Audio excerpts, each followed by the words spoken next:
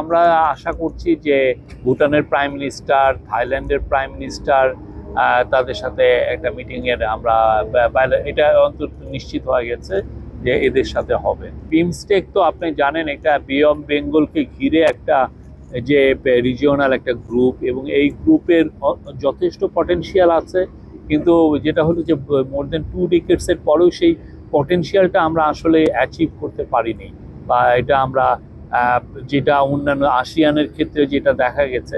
তো প্রফেসর ইউনূস এটা লিডারশিপটা অ্যাজিউম করার পরেই উনি আরও এইটার উপরে আরও জোরদার দিবেন।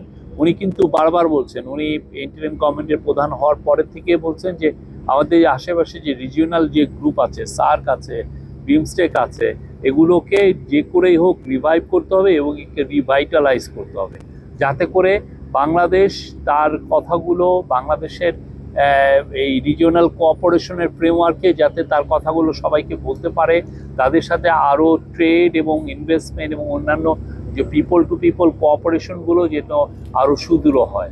তো এই জায়গায় প্রফেসর ইউনূস খুবই সুস্পষ্ট ওনার একটা পলিসি আছে এখানে, বিগিনিং অফ কনভারসেশন ইউএস এর তরফ থেকে।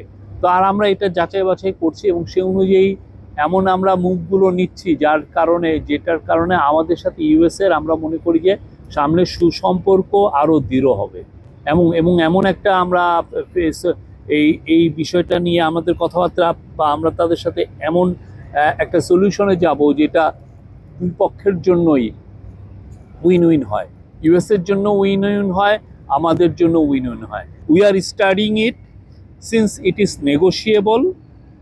We will negotiate and I am sure we can draft out the best deal. তো এটা আরও সামনে একটা ফ্রেমওয়ার্ক দাঁড়াবে, তারপরে আমরা এটাদের সাথে কথা বলবো। বাট আমরা we are in touch with the US authorities.